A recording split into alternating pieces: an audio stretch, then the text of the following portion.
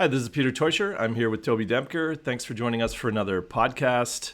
This is where we have a discussion, we pick a topic and see where the conversation takes us. It's all about personal development, leadership, culture change, and a bit of philosophy, all those kinds of topics, and hope you enjoy the conversation. How are you doing today, Toby? I'm doing pretty good. Things are. It's summer is coming, so that makes things easier. So yeah, things are good. Looking forward to some vacation time soon, I hope. Yeah. Yeah, before we Mm. started recording, we were talking about how both of us have so much to do and lots of projects. Yeah, good mental health reminder for everyone listening. Make sure to take breaks, take time off. Yeah. But look, I'm always excited about these discussions. So I get this energizes me. So I'm looking forward to today. Exactly. Yeah. Yeah, That's a fun thing. I realize it's two kind of meetings that really gives me energy. It's this and my French class that I have once in a while. And I come out of these meetings like, oh, I feel like I'm leaving with more energy than I entered in. So it's a good sign. it's a good sign. Yeah, and it's a sign that you're. Do you find yourself getting into the flow state? Do you?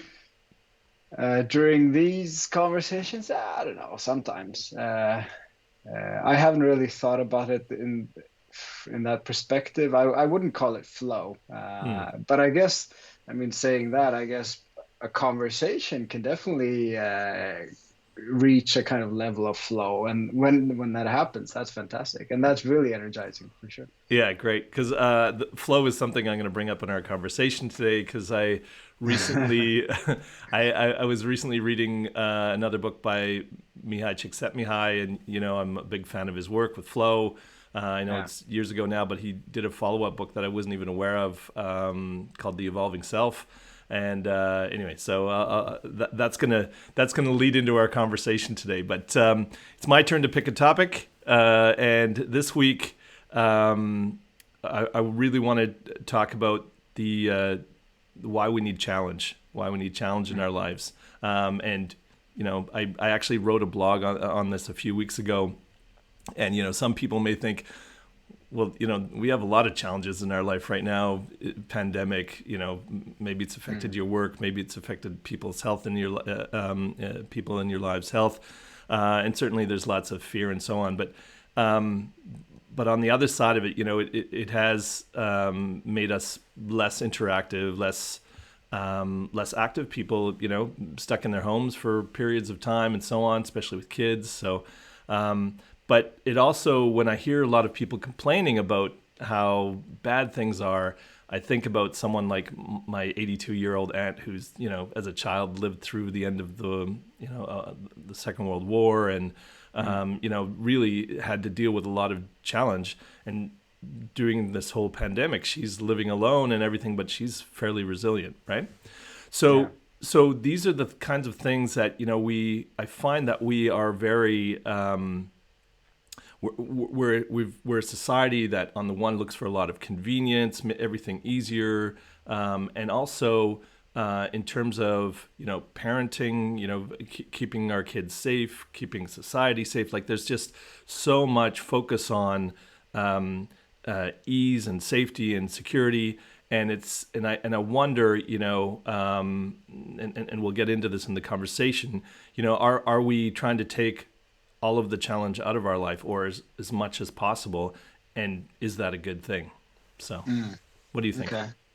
Well, I would say definitely no to that. I think if you look around, of course, it depends very much on the individual. But if you and there's very many difficult type of challenges. But if you look at, for instance, kind of extreme sports and marathons and triathlons and Ironmans and people running in mountains and those kind of challenges that are.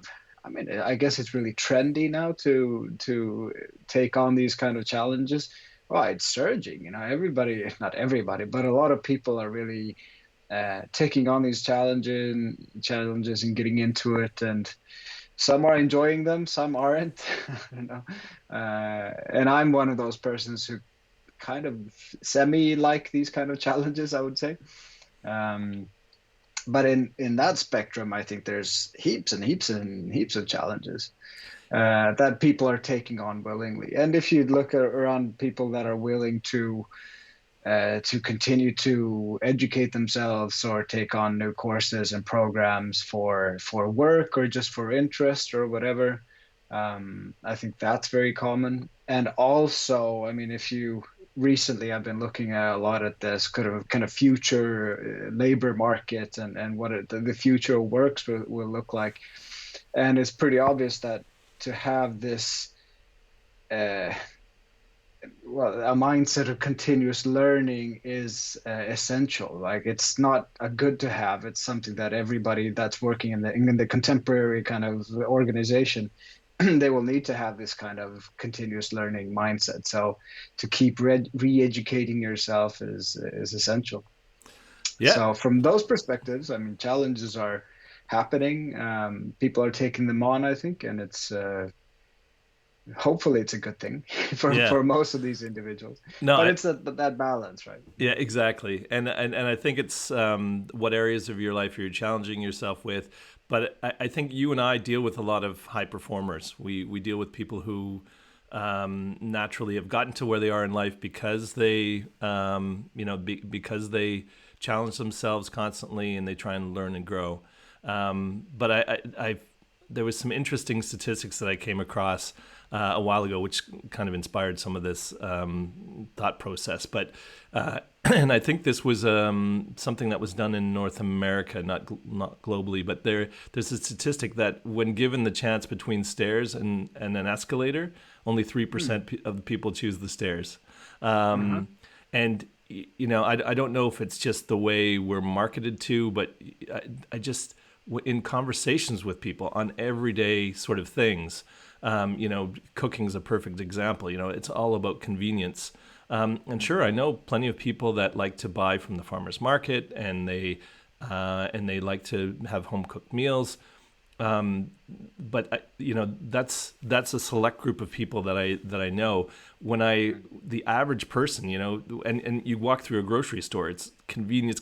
The stuff that sells is like the instant and the convenient Yeah. and so on.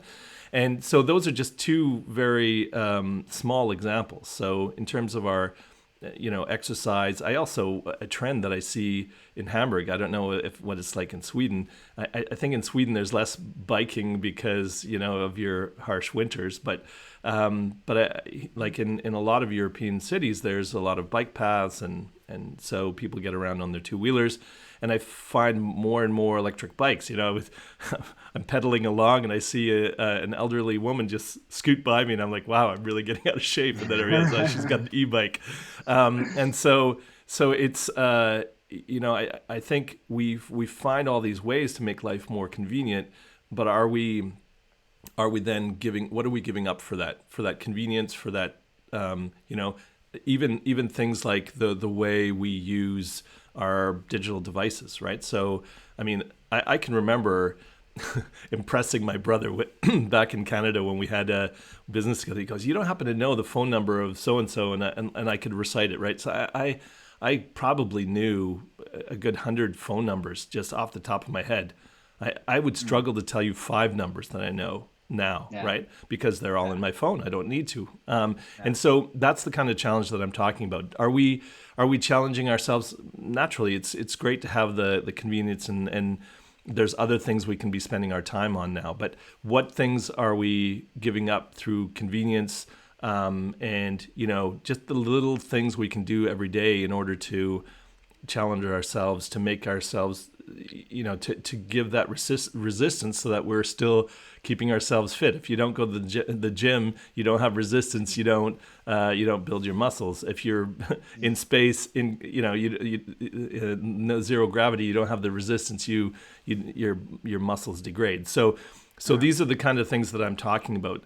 I know that there are a lot of people that are taking online courses and keeping themselves up to, but there are also plenty of people who, while I'm stuck at home, I'm gonna binge watch a lot of series and subscribe to Netflix or whatever channel, so those are the choices I think that I want to make people aware of with this discussion. Yeah, I mean that's interesting. I never really thought so much about it from that awareness perspective.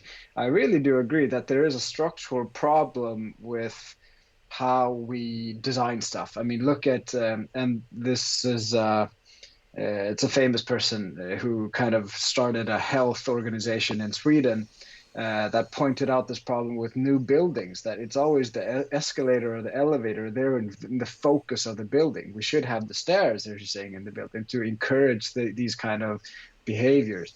And if you look at fast food, I mean, what's actually cheapest to eat? And it becomes a class issue. Like if you're a low income uh, person, it's much more reasonable to go to, you know, whatever fast food store to buy that kind of food because it's actually cheaper, and that can turn into a downward spiral to you know, you get less healthy and encourages a less healthy lifestyle, etc., etc. So I think there's a real structural problem.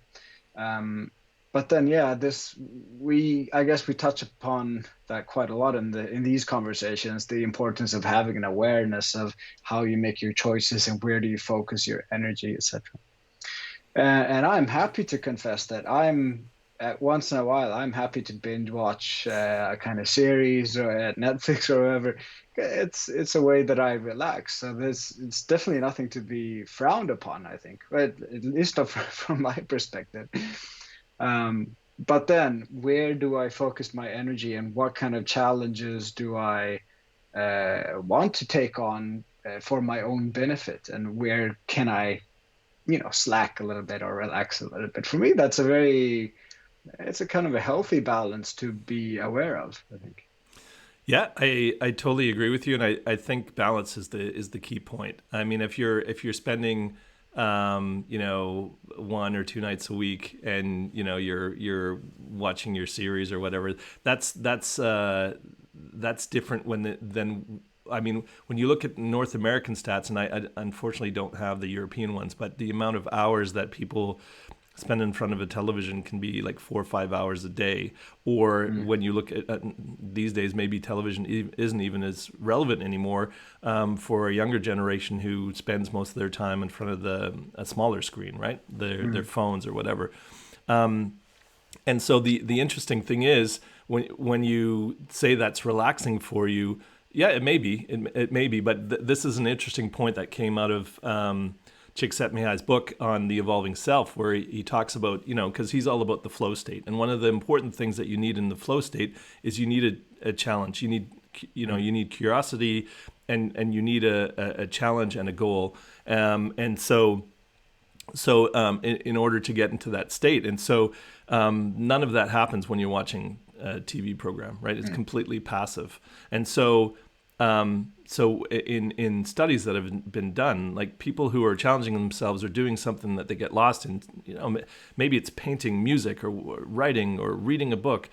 When you have something that's really engaging, you actually feel a lot happier. You feel a lot more mhm, fulfilled. So mm, it's interesting that people, especially North Americans, spend so much time watching TV, and it's one of the least enjoyable things they do. When people rate the experience, sure, it kind of, you know, takes you down into that alpha brain state where you're not in the beta where you're constantly thinking about things, but the thing is, we have this perception that it's entertaining. It's a chance mm, for us to just observe without actually having to engage. And mm. I'm not judging it. I'm not I'm not saying it's necessarily a bad thing. But like you say, it's about balance.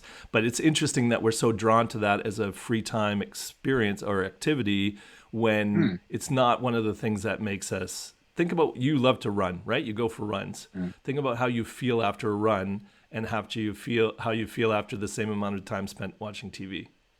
Yeah, sure.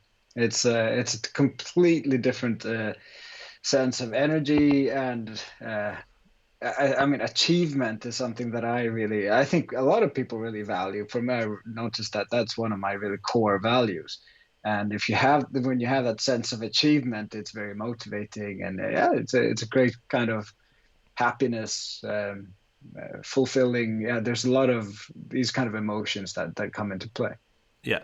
And so I think that's what I'm trying to point towards. We spend a lot of like it's funny in his book he also talks about how we spend a lot of like the time we spend on leisure, right? That's what we're striving for, more leisure time.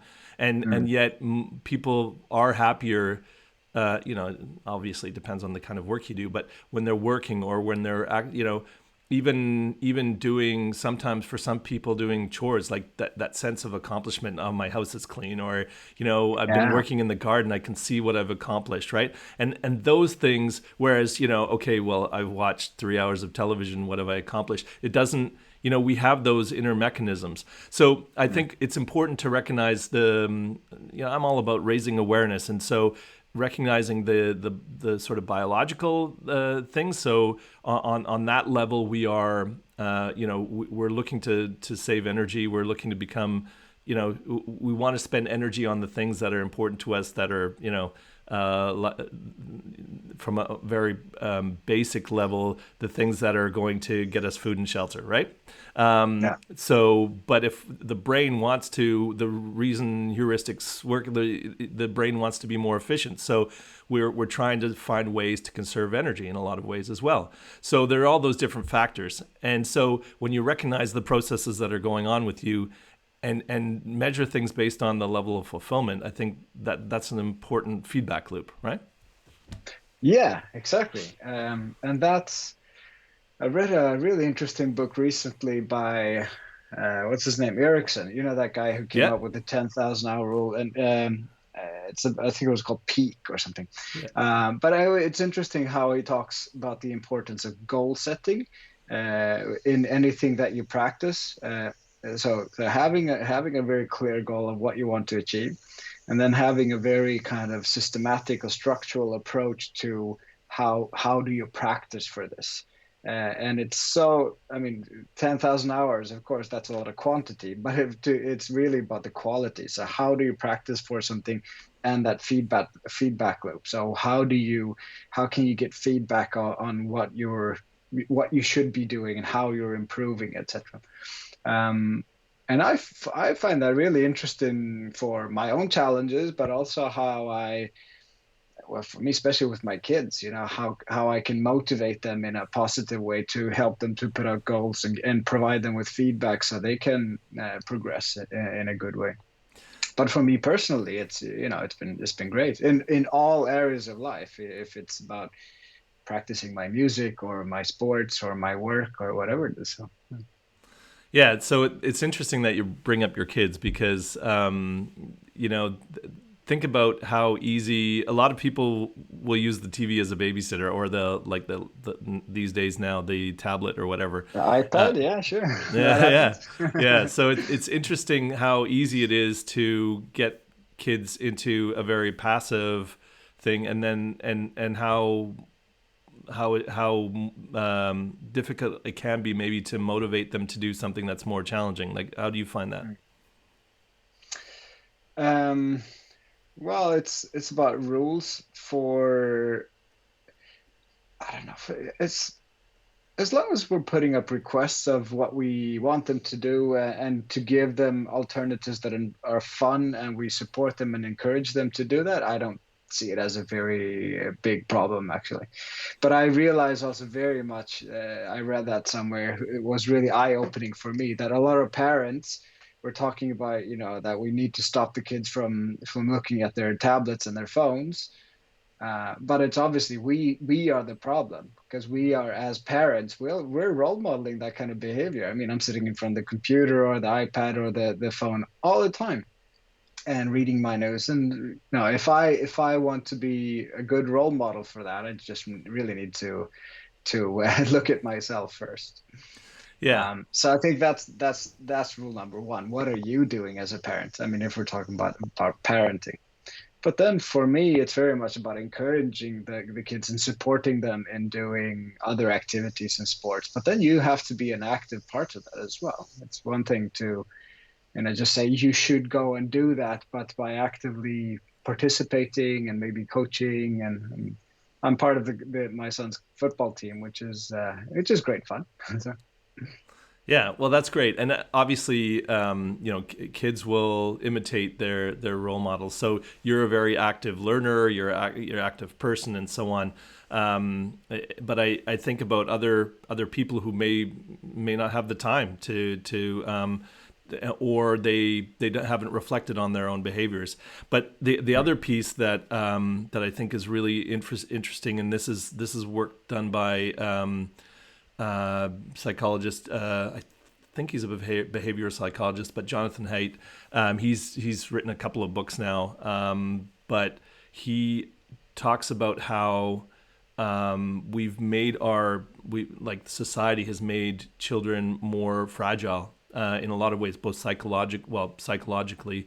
Um, Things like the trend where kids get an award just for participating and so on. And so Mm. they don't even have to try; they just have to show up, right? And then they get into the real world, and it's like nobody's just giving me the job because I'm showing up, or nobody's giving me the rewards in life. And Yeah. and so you have people with a lot more anxiety, depression, and so on. So I mean, that's one theory, but I think also when I was growing up, we didn't have to wear bike helmets, and I think bike helmets are a good thing, Mm. but there are a lot of ways that are not like safety equipment that where we try and protect our kids. And I don't have kids, so, and I don't know how Mm. you are with your kids, but I know there's this there's this fear of letting your kids experience things that are going to help them grow. I think Hmm. through the challenges and through the struggles, I can imagine as a parent, anyone that you love, you don't want them to have to face tough times, but those tough times really develop character. They develop a lot of skills, and so that's another thing that I'm trying to point to with this. Are we taking some of the challenges out of life for our kids, for ourselves, for society? This, also taking away responsibility and accountability, Mm. because wanting to reduce pressure and so on. I think there's a happy medium to be found there, but I think there are a lot of things, a lot of challenges that even things like boredom. Boredom's an interesting one. I just wrote a Mm. podcast about inspired by my girlfriend. But the thing is that I find that because she has a daughter, and we talk about how when her daughter says, "Well, I'm bored," well, good. That'll challenge you to Mm. be more creative and to be Yeah. to kind of find your curiosity, find your interest, and to kind of be with that. And so I think if we're constantly, we're putting together the schedules for our kids, or we're allowing all these external forces to kind of dictate where we are, what we're doing, and we're driven by all of our want for convenience and comfort and leisure. Mm. We're taking away a lot of the challenges that help keep us resilient, that keep us. I mean, it's just like if you don't use it or lose it, right? Like I was giving you an Yeah. example with my phone, and now I can't remember a fraction of the phone numbers I used to be able to. And imagine Mm. if you spent a year not doing any exercise, how your body would deteriorate, right? So Mm. it's things like that. So those are the kind of challenges I'm talking about. The little ways that we can challenge our minds and our bodies in order to be the best that we can be. And I think Mm. there's a percentage of the population that definitely is always doing that, always striving for more. And even Mm. those people who are striving are maybe neglecting. Like imagine somebody who's working a ton, learning a lot, always active, but their deficit is human interaction, relationships, and Yeah, they don't exactly. challenge Yeah. themselves there, right? They don't get out there to meet Yeah. new people. They don't put themselves in difficult social experiences, right? So those are Mm. challenges, right? So that's what I'm pointing towards. What challenges are we trying to alleviate in order to keep us in our comfort zone? Yeah. I mean that it's really interesting, and again, coming back to that awareness. I mean, so first of all, I think I really agree that boredom is something that is can be extraordinarily valuable to us. I mean, imagine a life when you've never been bored. what do you value then?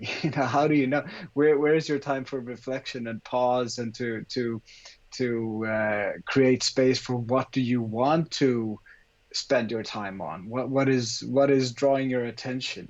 That those kind of questions.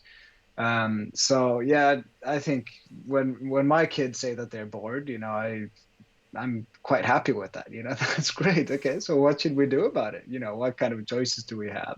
No, you can't do that. So it's kind of a good coaching moment in that sense.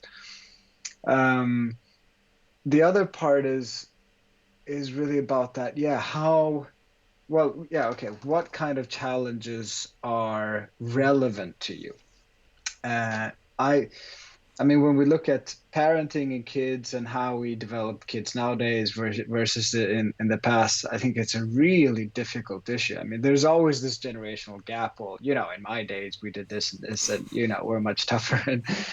But there's also a lot of new knowledge and new science about things that we just weren't aware of before. I mean, just think about safety and smoking and seatbelts and whatever. Um, and also, what are the causes or reasons for certain rules? I mean, I can, without going into too many details, but when I moved to Sweden, I could not believe some of the rules there were, for instance, for youth soccer or youth football. And I felt that was overprotective for the kids. But now, when I know a little bit more about it, I think yeah, it's there are some good reasons. I mean, the main reason is just to get as many people as possible to participate and promote health, etc. So, I mean, there are good arguments for those kind of things as well. But the last thing that I really want to connect to what you said, and I think um, that I've been thinking a lot of doing things that you actually don't want to do. And here, I mean, my brother was a really good inspiration for me in that way because he was always out doing stuff and kind of adventurous and like to explore and do things that I didn't want to do. I would be much more happy to watch TV or whatever it might be. But I think he encouraged uh, my curiosity in that sense. Okay, I actually don't want to do this, but I know that if I do it, it's going to be a really interesting experience, and when I look back at it, it's going to be great. And that kind of mindset for me, it's really helped me to do things that I don't want to do. And as an introvert, for example, of course, there are certain social gatherings that I don't want to go to, but I have to push myself and do it. It's not always enjoyable, but most of the time it is. And there's always something that you gather from it. So I Yeah. think that's for me. That's a very. I mean, I'm just talking about personal experience here, but for me, when we're talking about a mindset that is helpful for me, it's really this. Okay, doing something that you don't want to do. Sometimes it's great. Yeah. Absolutely, and I think that when we can, so we've talked about it with kids, and I want to clarify that the things that we, like you pointed out, wearing a helmet, wearing a seatbelt, obviously those aren't those are no brainers. I was kind of thinking about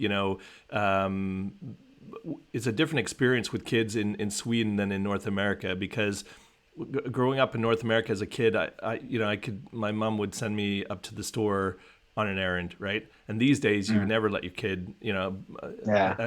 I mean, probably maybe under 14 or under 15 people, depending if they're male or female, there's been a big difference there. And there's probably logical reasons for that as well. Mm. So there's the childhood development piece of it, but then if you transfer it into the workplace and people who are unmotivated or they kind of get stuck in their ways. If you want, if people aren't as productive as you'd want them to be, or you're not finding you're fully engaged the way you used to be, right?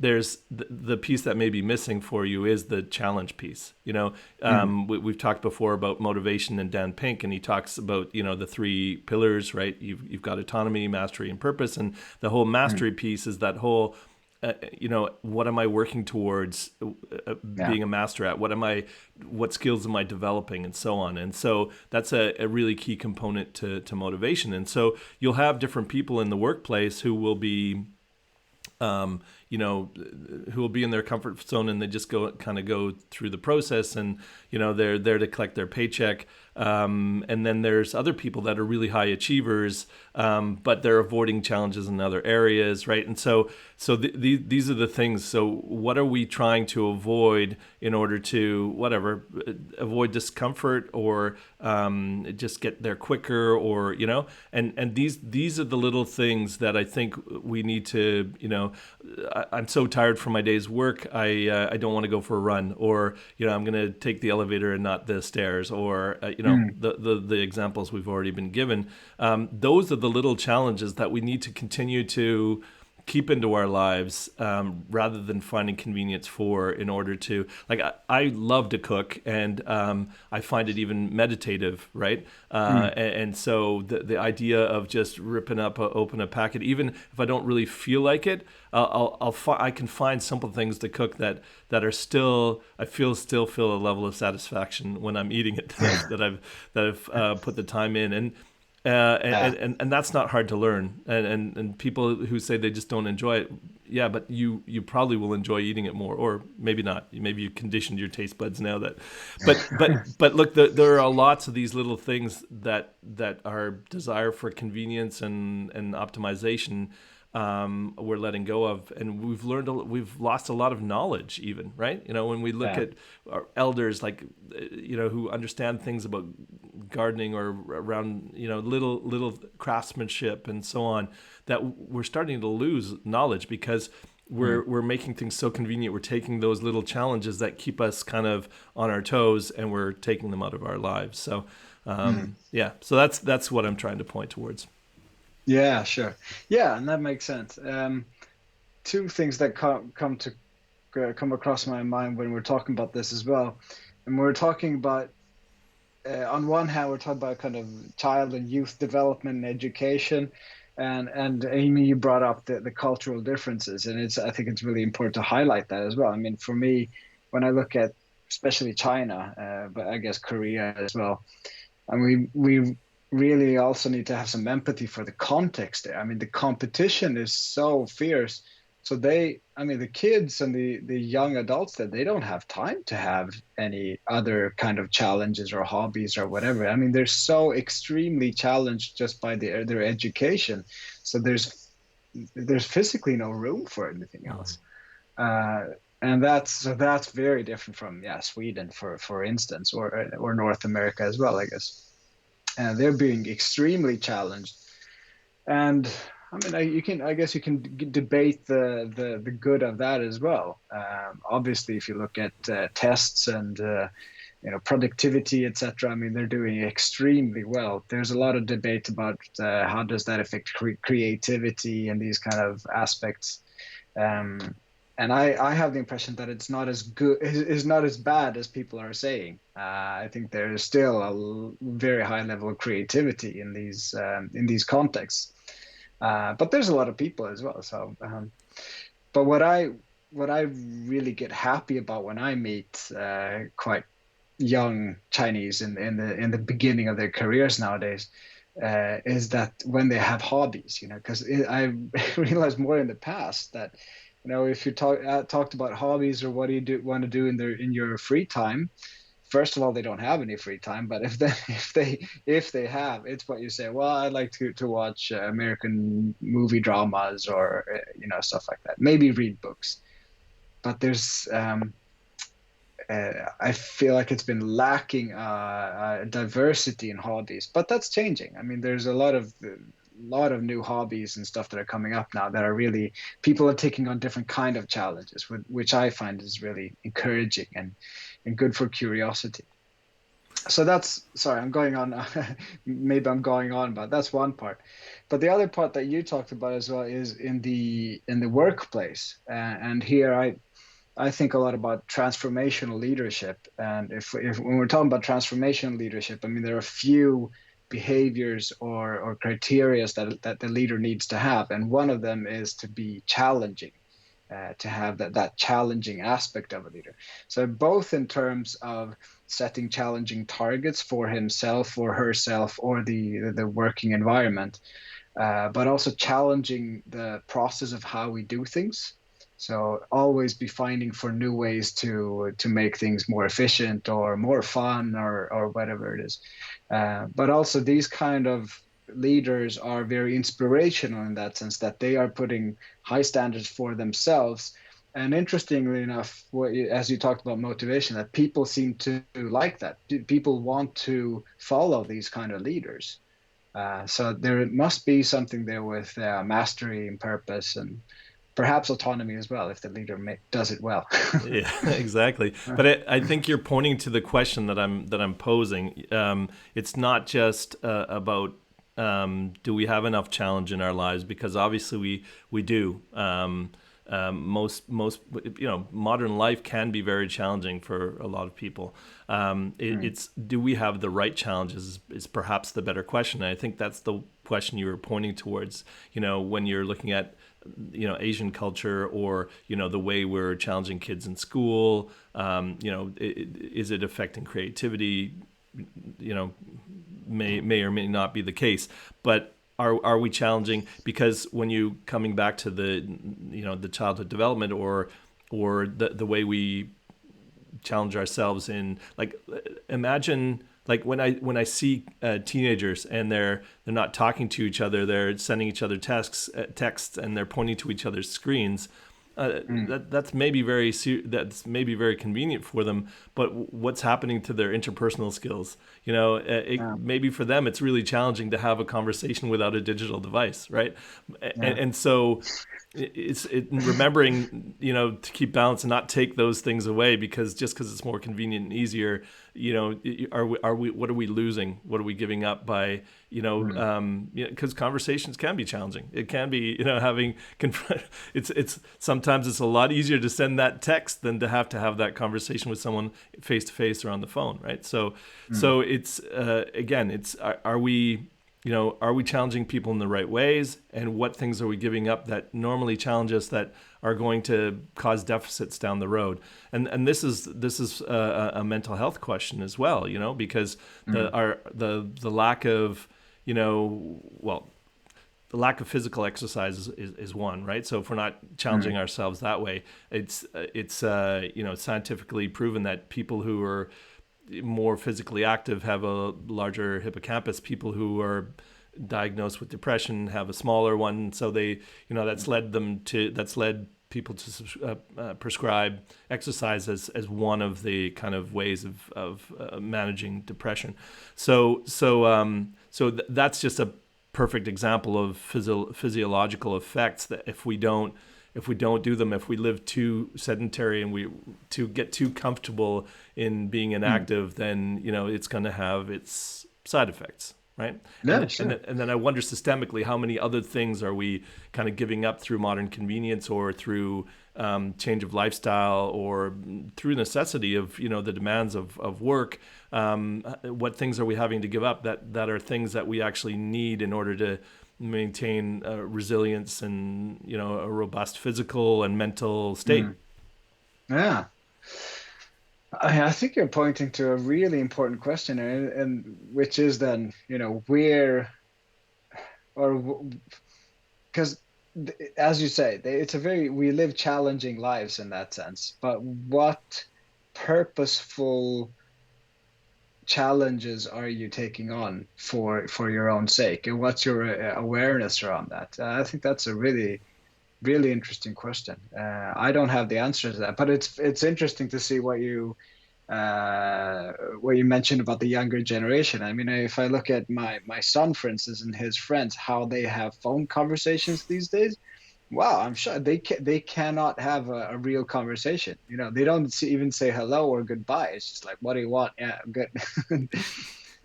For me, it's shocking, but maybe that's a sign of me getting old as well.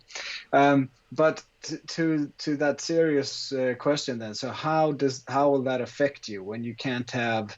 It doesn't mean that you can't have, but if you don't practice uh, face-to-face conversations, human interaction, these parts. If you don't practice it and purposely try to develop it, what's that the effect going to have on you? Yeah? And also one of the, again, looking into the future, it seems like something that is really, really necessary for people to develop is cooperation skills. So to be able to cooperate with people from different cultures and different time zones. Maybe you don't meet so much face to face. That's one thing, but you still need to learn to cooperate in an effective way and be very flexible. So how do you do that then? Yeah, and the thing is, like, imagine people playing, when you talk about practice, right? Imagine someone playing a video game and they always keep it on the easiest level, right? They never, Mm. and they just, it keeps them occupied, but they're not challenging themselves, right? And I think about, the sport I love, basketball. If you practice isn't enough, if all I'm doing is just kind of the basics, and I don't, I'm always just practicing the same things without making it any harder. I'm not going to see any kind of a benefit. I'm not going to see myself grow as a player. So, I mean, you Yeah. see professionals that have had a great career, that are really successful, and they're still trying to learn new things and challenge themselves in Mm. new ways. And I think that's a sign of someone, me, when we talked about purpose, for me, coaching, it's funny because I just had a new coaching client, and we were talking about this, how my purpose is to help people find their own highest potential, and you'll never find your full potential unless you challenge yourself in areas that you haven't challenged yourself, or if you give up the challenges that you used to have. And I see this in the workplace too, in managers who they used to be really good at things, but now they delegate it all, and they don't spend any time on it, and they're no Mm. longer,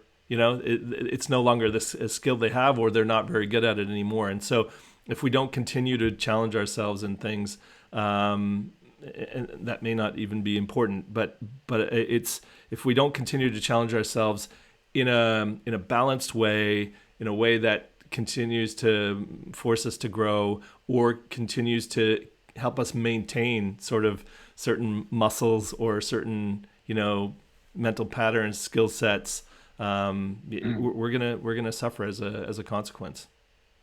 Yeah. And I think that's really interesting where you mentioned about career progress. If you want to have a career, I mean, when you look at different stages of leadership, you get promoted because you have a certain skill, but at the next level, you need to demonstrate new skills, and it's always a different skill set that you have to be able to demonstrate and utilize in an effective way. And yeah, if you're always doing the same thing, I mean, that's not going to progress your career in any way, I guess. I Yeah. mean, you can become an expert in something, which is, of course, highly important. But if your purpose is to try to progress on a sort of hierarchical level, I mean, you need to learn new skill sets, Yeah. and it's very much people oriented. Yeah, I was just thinking of another example. I mean, you think about your doctor, right? I mean, your doctor may be, or any physician, right? May be already very challenged with the things that he's doing, but if he's not taking the time to learn new things, or keep up to date on things, if he just continues to do the things he's always done, then is that the kind of physician that you want, right? You want someone who's always learning the latest techniques, and or learning keeping up on the latest information. And I'm sure a lot do, but you if you have your general practitioner that just is always dealing with the same routine kind of, cold, flu, whatever, or typical ailments, and isn't keeping themselves up to date on all the newest things, right? Mm. That's not that's not kind of the kind of professional that you necessarily want to go to, right? So I think we can all, if we're aspiring to be the best version of ourselves, there are plenty of things to challenge ourselves with. And if you find yourself reducing in it, like being not as good in an area, I think, I meet my aunt is worried about, my grandfather, he passed away. He had dementia just in the last 2 years of his life. But so there's this fear that could happen to her, or it's something like Mm. Alzheimer's and so on. But and I'm not an expert on this, but I know that there are certain research being done that show that if you continue to challenge yourself, reading learn new languages, things like that as you get older, you there's less chance of falling into those kind of. It's not the only factor, but it certainly is a contributing factor in terms of that kind of stuff. And so that's Mm. why. So if it works there for preventing disease, imagine, what things are you giving up out of convenience that are going to help you mitigate other health and psychological kind of deficits or disease, right? Mm. So, Yeah. Yeah, and to that point, that's I think I mentioned already that I picked up studying French again, and one of the reasons for that is that I read I forgot if it was a news or a report, but it was on that topic of dementia. So a lot of people that are trying to do sort of brain exercises like Sudoku or crosswords and stuff like that, which is good, but it has a limited kind of effect because you're using the same muscle and the same part of your brain over and over again. But if you're trying to learn a new language, you're really connecting and being challenged all of the time, and it's very versatile and dynamic. So it has a much bigger sort of overall impact on your brain, which a better protection against I don't know if you can call it that, but there's a lesser chance of you getting dementia or these kind of memory problems, right? yeah. And I think one of the things that kind of dictates the challenges we're willing to take on and those that we're not are just kind of obviously personal preferences. So, I like doing that. And what you like doing is often what you're familiar with, or the thing is, the things we avoid are sometimes things we just haven't tried, right? So there's Mm, this your attitude towards approaching new things can affect it. So you think you don't like something, and then you start to do it, and you realize, this isn't as bad as I thought, right? mm, So it's overcoming that resistance, and again, coming back to that whole, biologically we're trying to conserve energy, but on the other side, if you're just in that concert, in that state, then you're, other things are going to suffer. So it's challenging yourself is also exploring new things, even if it feels uncomfortable, right? mm, And so, you know, I didn't think years ago, I didn't think that I would enjoy going to an art gallery or a art museum, right? Looking at mm, a bunch of, and then for a while I had a girlfriend who studied art history and started explaining stuff to me, and so. And then it became a really enjoyable experience. And then, mm, challenging myself, like that in itself was a challenge, to go in and trying to and we talked about watching TV, and you talked about someone who maybe had a hobby of watching a certain genre of film, and then sort of interpreting and analyzing it, and all of a sudden that becomes a challenge, and it becomes interesting, and you're developing a whole other side of yourself, right? So mm, so yeah, it's just because you don't think you like something, and you don't have to try everything, right? But if you're keeping your interest limited to a very small scope, just like the world, our society's developed, so where we have a ton of specialists, right? So focus mm, on it, and then they kind of have no knowledge about something that may even be related to their field or their area of study, and so it's so if all the same with challenges is, if we're only challenging ourselves in one very focused way, we're missing out on other areas. So yeah. And actually, to that point, that's one thing that is good now with if I turn that around. I mean, we were talking about convenience. One thing that is really great about that there's so much media and resources that are making perhaps topics or interests that were just too far away from us. Now they're achievable, and now we can actually learn about, because the maybe books or documentaries and stuff that are produced in a way that are easier for us to understand. So I mean, I can't think of a really good example now, but for instance, if you want to get into musical history or something like that, I mean, imagine the resources there are nowadays, looking at documentaries and interesting biographies, and people are explaining the background, and podcasts about these composers. While, I don't know, say 30, 40 years ago, you could get an LP record maybe, and look in a dictionary, but it was, I mean, the resources are so much more vast nowadays. So that's a good thing with this kind of convenience, I guess, that there's more approachable kind of resources for us to take on new interests, right? Absolutely, and I totally agree with you. And I think that I've always been a bit of a slow reader, I know there's ways to improve that. I've made attempts. I haven't committed to it fully, but I found being very busy, I have a subscription to Audible, so I listen to a lot of audiobooks, and I find I found even in school, listening to teachers or listening to lectures, I took away more. I became more engaged, so I realized I'm more of an auditory learner.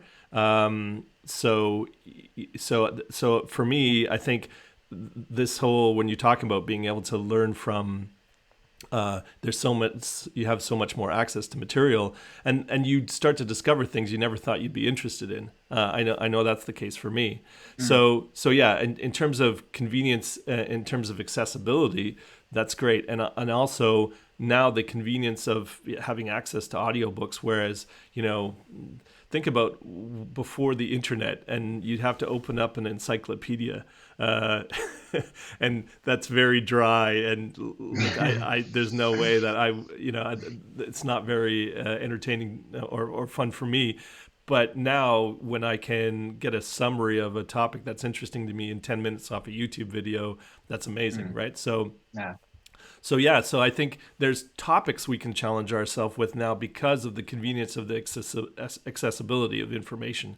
So there's no reason not to now. We have so many opportunities, I think, to approach things and to engage with things where when you hear yourself saying things, well, I can't be bothered, or those are a lack of interest. And I think this is where we've got to get to, having the curiosity and the interest in challenging yourself, not letting go of that, because everyone has that as a child, right? We have that level of curiosity, and if we have this kind of laziness mindset, because I don't think lazy is a character trait. I think it's a frame of mind or an approach that we take to life. And if we get too lazy in our approach to life, then this is where we start to lose out. So anyway, I think we've probably I think I've made the point. I hope that listeners will take away and start to reflect on, okay, what areas am I not challenging myself enough on? And we both know that high performers look for all kinds of ways to challenge themselves, and that's why they become high performers. But for the average person who may be listening to this podcast, or maybe so caught up in the routines of life, the things that are automatic in life, if they don't leave you enough room to sort of challenge yourself or to try new things, that's a problem. Or if the routines in your life have you doing things that are causing you to deteriorate physically or mentally, like not being willing to take the stairs, or or just different habits where instead of reading a book, you're just flopping in front of the TV for hours every night. These are the things that we're trying to avoid, challenges that are going to make us happier and better people. So that's kind of my summary. Yeah. I mean, I would also summarize with, I mean, we talked about health benefits for your physical health, for memory, and for aging, I guess. Mental health, I mean, you touch upon a lot upon that. I mean, from career perspective, it's great. From a social perspective, I mean, to have taking on challenges. Maybe you meet more people. You have more kind of topics to talk about with people. So yeah, there's so many benefits of it.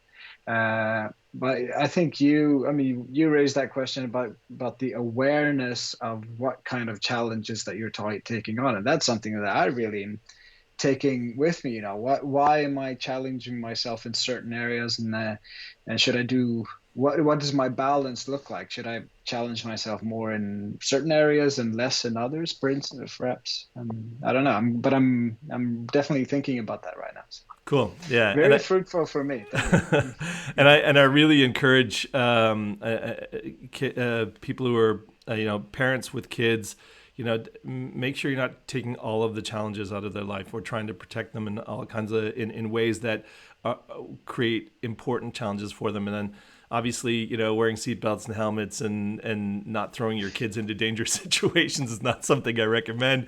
But certainly, awkward social situations that are going to help them develop with the right support and encouragement, or just putting them in situations that's going to allow them to grow. And the same goes for adults. Putting yourself into situations that are going to allow you to grow or at least maintain is really important. So that's where I want to wrap it up today.